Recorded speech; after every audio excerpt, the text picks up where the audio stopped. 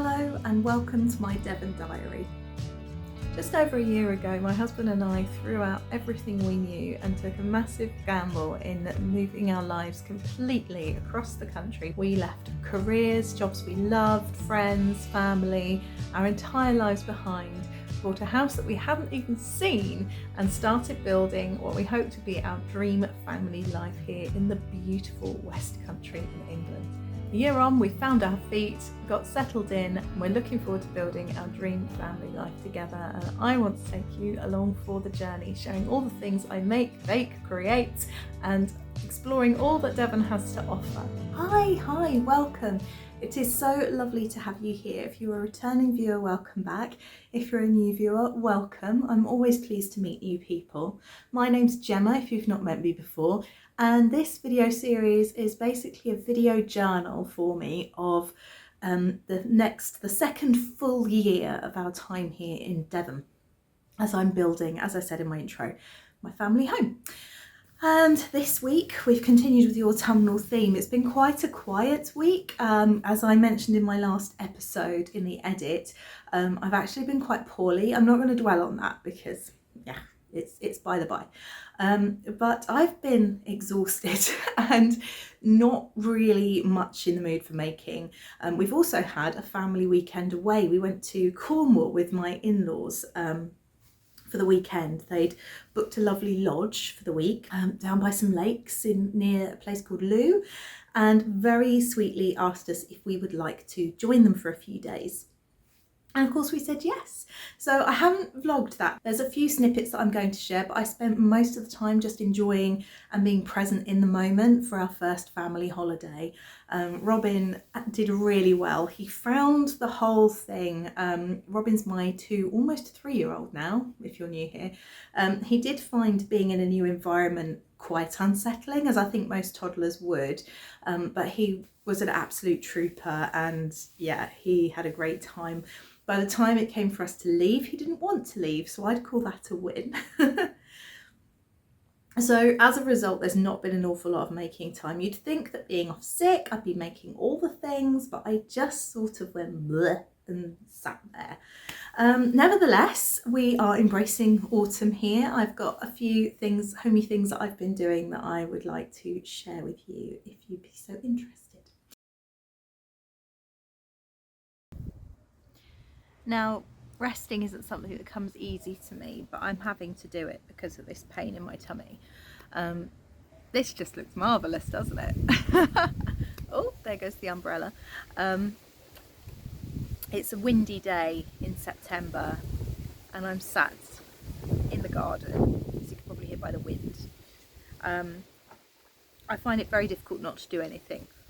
I was brought up to find my worth in being busy, so this whole move has been a challenge in stepping out of the rat race, as it were, and re-evaluating our lives. And I know I'm going back to work and retraining as a teacher, so you could argue I'm straight back into the rat race again, but I've learned a number of lessons over the years of working.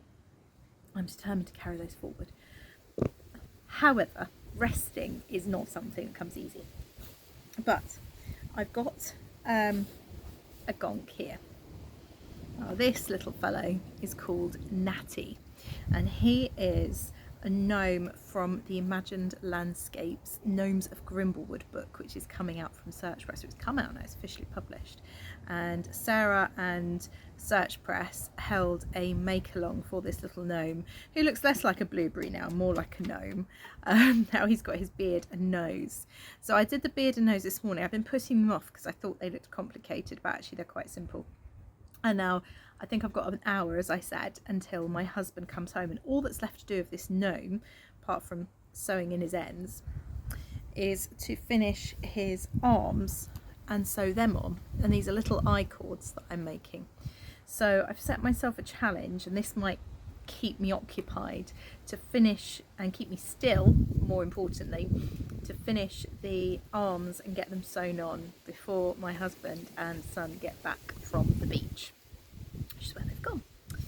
So yeah, we're very lucky here. It's a very peculiar situation in that we are right on the coast, But unlike where I grew up, which was in Essex, with the coastline, you could literally follow it and walk for 7-8 miles along the coast. You can't do that here because it's so cliffy. It's an interesting word. The beaches are more like coves and little hidden harbours and things, and it's beautiful, but you can't just walk along it. So although we are right on the coast, and it's actually not far about, I'm not very good, but there's a tree line behind me that you can't see, and behind that is a sheer drop, and there's the sea. To actually get to it, we've either got to go to various local beaches. So it's a half an hour walk to get to the Downs, to get to Babbacombe, and then you've got Babbacombe Beach and Oddicombe Beach. Or again, we've got a half hour walk to get to the cliff path where we can go down to Watcombe Beach. There are so many beautiful beaches. My son's favourite one is Teignmouth, which actually is 20 minutes up the coastline, even in the car. But it's fabulous. It's a fabulous beach. There's lots to do. There's a massive children's play park which he loves, so they've gone there to give me a chance to rest, because usually it'd be a Daddy Robin day today. I'd be at work, and he's only 2. He doesn't quite understand that Mummy can't get on the floor and play today, that Mummy's a bit sore. So yeah, my husband's taking him out for the afternoon to keep him entertained, and I've got just under an hour to knit 2 gnome arms, which is a perfectly normal thing to do on a Thursday afternoon. And this is Natty the gnome. Oh look, he's waving. Isn't he adorable? Yeah, Natty the gnome. So I've made him using a gnome kit from Giddy Yarns I purchased at the first East Anglia Yarn Festival. Great festival, that one. I went for the first 2-3 years, I think. 3 years I went for, first 3 years, something like that. Yeah, it's fab. And this gnome kit was originally meant for a different gnome. Helen was one of the dyers, I think, for that particular gnome. But I had it on hand, and I've used the mystery gnome along, which Sarah did with Search Press, to celebrate the launch of her book, Gnomes of Grindelwald. Gnomes of Grimblewood. And here he is. There's a couple of things I haven't done. Sarah wanted to use 2 different size needles. I didn't. I just used a US 1, UK 2.5, because that's what I had to hand. What else did I do that was different? I didn't read all the instructions because you couldn't, because it was a mystery gnome along, and I actually tacked the hat down before I'd got to the point where you attach the nose and the beard and the arms, and it turns out you've actually got to attach the beard underneath. So I've done a bit of finagling there. It's not quite as neat as it could be. I also haven't stuffed his bottom with anything heavy, so he doesn't actually sit up, but my son is delighted with him. I'm really pleased with his little nose. I've sewn in all the ends bar this one. Here's a string in his bottom.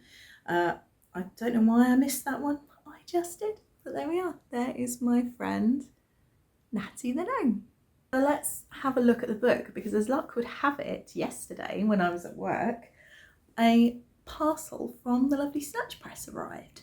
And Search Press is the company that I used to buy books from when I ran the yarn shop, and they are the company that I now freelance for, and I look after all the craft shops and art shops in the southwest.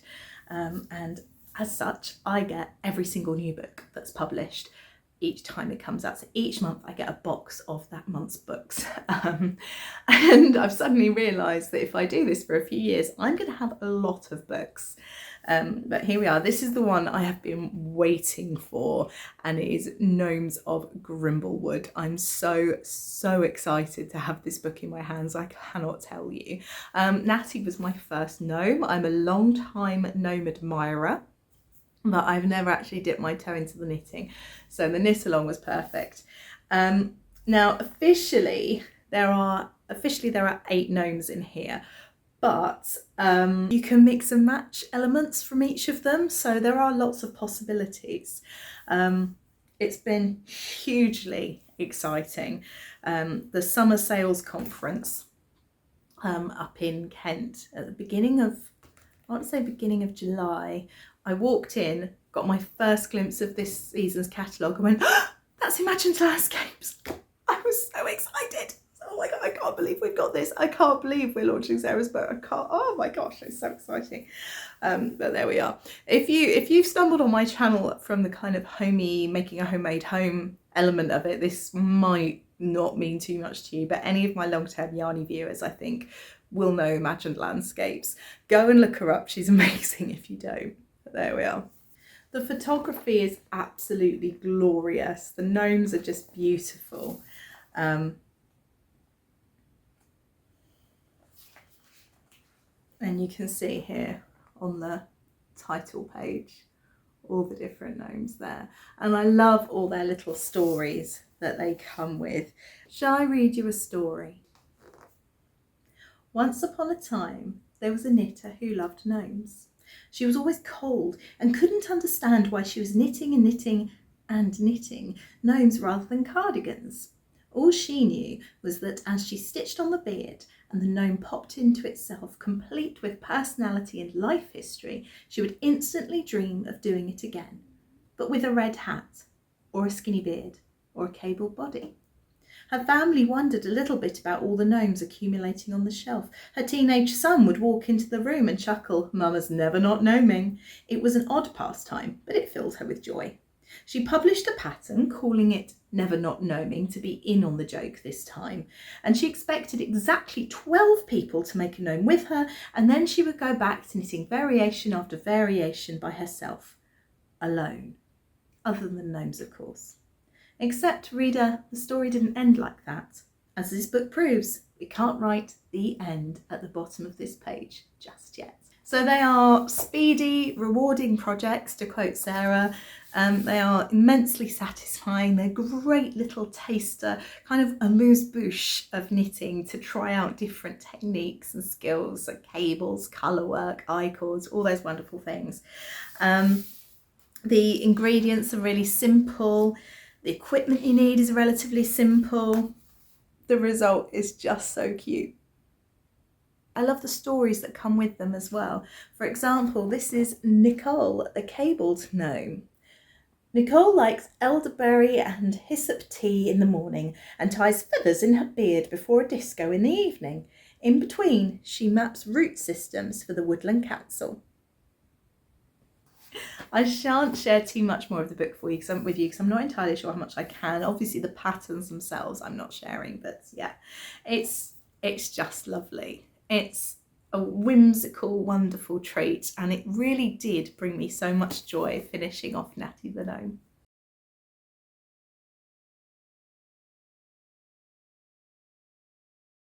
I have decided there's one job I'm going to do today, and that is prep some veg to put into soup. I've got lots of veg in the fridge that needs using, so I'm going to roast it all up in the oven, and then I will let it cook off on the stove for a bit, and we'll make a nice soup. One thing I really want to do is start composting. We get through a lot of vegetable waste from peelings and things like this. We don't have too much food waste anymore, which is really positive because we're working hard not to. The time was that we didn't really care about the food bills. You know, we wanted to eat something, we would eat it. We were very lucky. But then obviously, you know, as things change, work changes, you start a family, there are other things to pay for. You start to realise that, you know, there are other things to be done. But since having our son, we've really been trying to be a lot better. I mean, part of that is through necessity. When I left my teaching career originally, I didn't get a job that paid the same. And part of it is through wanting to make sure we give our son the best start possible. We were aware of our own poor habits and wanted to make sure we gave our son a grounding in good habits. Okay, the peppers and the sweet corn are roasted and gorgeous, and I wish you could smell this because it's so delicious. I'm actually tempted not to put this into a soup at all, but to make it into a relish or just enjoy them with my dinner tonight.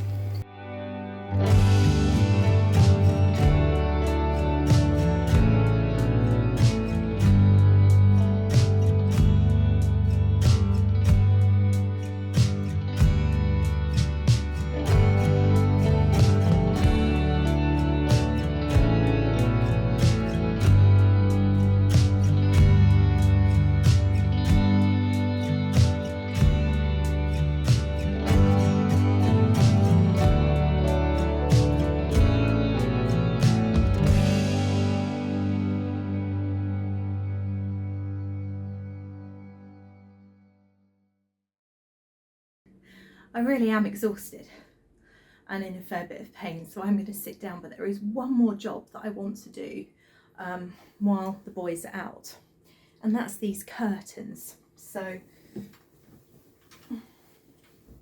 as you can see, they are incredibly long. I bought them at the charity shop for £8 for 2 pairs of lined curtains, which is an incredibly good deal. We had no curtains when we moved into this house, because it doesn't matter if you have curtains, when you move somewhere you can almost guarantee your curtains are not going to fit. So I found these, and they're perfectly plain. They're kind of a browny goldy colour. They're quite old-fashioned, but they're fine. They do the job. And for ages we've had these full-length curtains hanging at this not full-length window, gathered up on the window ledge behind my husband's computer. And in our bedroom we had them along the floor. And what I did was I took the scissors to the ones in our bedroom and created another effective pair of curtains. How cool is that? So you can see on this window I just have one curtain because they're long enough that actually they go across the whole length. And so I took the other one for now and just hung it up at the other window that I showed you before. There's still some work to do here. If I bring you over, see our beautiful sunny day. It's not like middle of September, is it? You can see I need to hem the raw edges, but for now it's a functioning curtain. And the bottom halves of these curtains, I've actually managed to get some curtain tape from the charity shop. They had some, and so the bottom halves I'm going to then turn into another pair of curtains. So we'll have a full pair of curtains in here, a full pair of curtains in my bedroom, and then 2 single curtains which will do the landing windows. We've got 2 on the stairs, and I think that will just make it feel a bit more private in the evenings, and also a bit cozier and keep some of that warmth in for winter. So as I said already, I'm in a lot of pain. I need to be resting. I'm not going to go hauling curtains around this afternoon, but what I am going to do is I'm just going to chop these curtains in half, and you can see the very scientific way in which I'm doing it.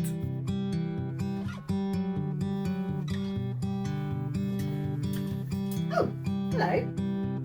I've opened the curtains and found a cat purring away. Hello, puss. Hello.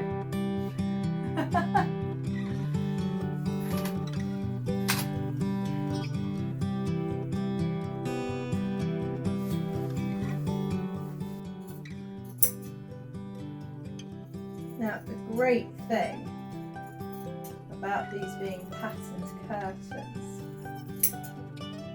is that I can follow the line of pattern across the material and be fairly confident that I have an even cut all the way. If this doesn't work, and if this is terrible and the resulting curtains are terrible, it really doesn't matter. It's £8 at the charity shop for this pair of curtains, and I will have learned some lessons for next time, and I can repurpose the fabric for something else in a future date. But if it does work, even as a temporary stopgap, that's a really nice, easy way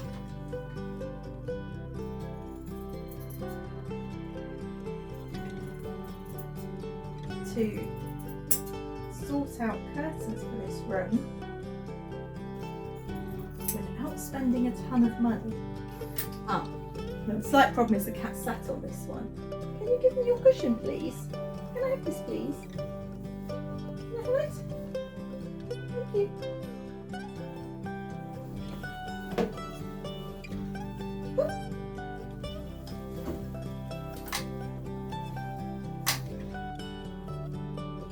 So there you are.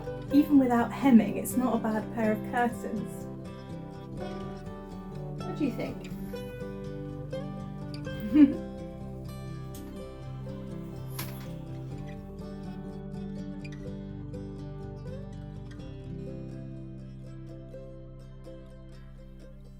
So it's now more than a week later, and yeah, I need to reset. And one of the ways I like to reset is through doing something like this. It's still work, it's still something for my family.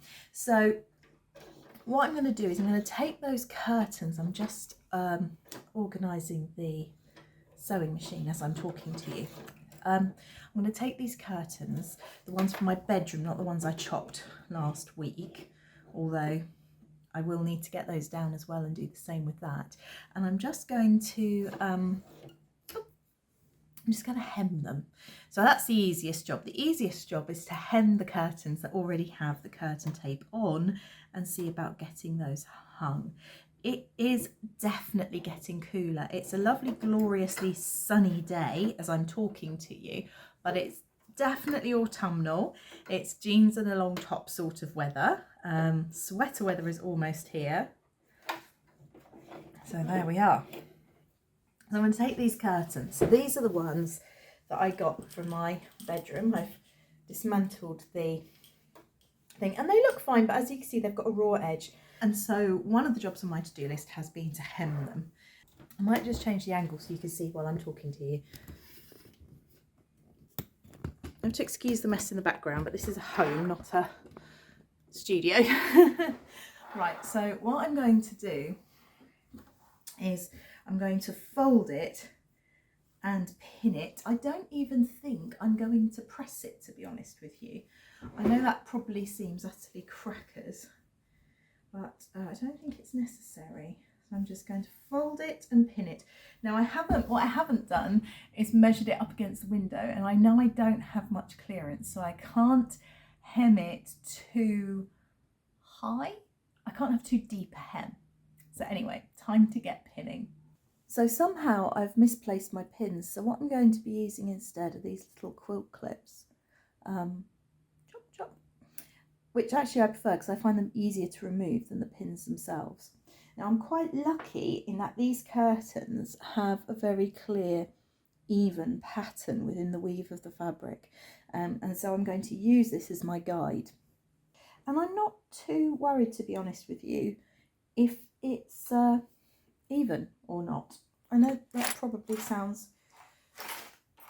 quite bad, probably quite careless, but ultimately they're just cheap curtains from the charity shop that I've brought to do the job, and they're not bad to learn on, and whatever sort of state they end up in, I'm going to be pretty proud because I've done this myself.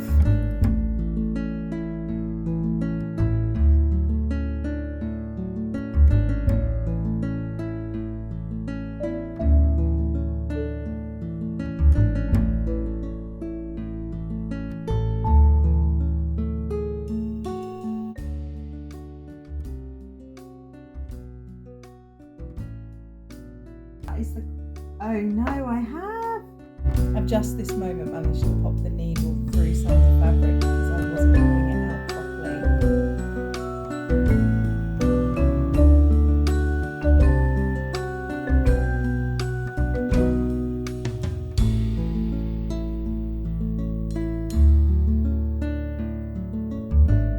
Well, now for the moment of truth, and we'll see how it looks.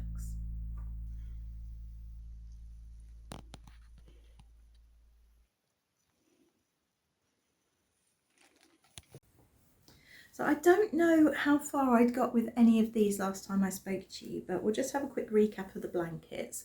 So this is my husband's one. I've done a little bit on this. I'm using the camel's yarn now, this hand-dyed one up here. I don't know what all of these are, so I won't be able to tell you, but they are they're hand-dyed 4-ply, I know that much. They've all come from that. Some of them have come from swaps. One of them, I think this might have been Bird Street Yarns, a mini that I got there. So as I said, I can't tell you what they all are. I think this one here, with the one I've just finished with, is the natural dyed one that I picked up from No Frills in Bristol. So yeah, I'm just enjoying making it, but as ill as I was, I couldn't even face picking up, I just effectively dropped a stitch. I couldn't even face picking up my crochet. I really felt enough. So there we are. But by contrast, this is very bright. It will keep me a little bit warm as I'm working on it now. My gosh, this did not get the memo about autumnal vibes, did it? This is in your face, bright and loud.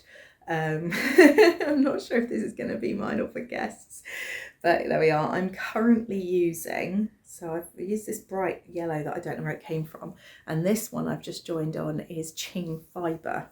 I think I won in a raffle type thing at a yarn festival. I'm not entirely sure, but yeah, I've just joined that on, as you can see. So that's really bright, lovely granny square. And the final thing I've been working on, I took this away with us. I took a few things away because I thought I would have in the evenings lots of downtime to craft, and I also thought that there'd be time where people were in the hot tub and I could sit on the deck and relax and craft and just enjoy listening to the birdsong. But we were actually quite busy, and in the evenings we spent a lot of time playing Uno, which got very intense. It's amazing, that game's been around for so many years. I remember being taught it when I was only about 4 or 5, and it was still playing it at family get-togethers, and it's still just as scandalous and just as exciting. So I didn't get an awful lot of making done, but I did take my granny stripe, as you can see. Is that the one I was working on, or is this the one I was working on? Let's have a look. Which one's? Ah, sorry, that's the finished one. I thought that looked quite big. Having said that, this is almost finished, and I've just undone a stitch.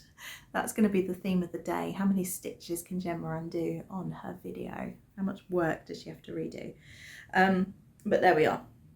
So here's the new one, and as you can see, it's almost there. To be honest with you, it's not got far to go. It's a couple of rounds. Let's see, how many have I done? Yeah, 19 rounds. I've got 2 to go, and then it's the sleeves. So that should be quite an easy thing to finish off. The yarn arrived from the yarn dispensary for me to do that. Cabbage watch is the last thing I think to update you on. I have little cabbage sprouts. They're sprouting, and I'm so excited. And actually that's the perfect moment for me to put my pen down and finish my journal entry with you today, because I can hear my son waking up from his nap. Take care, and I'll see you soon. Bye.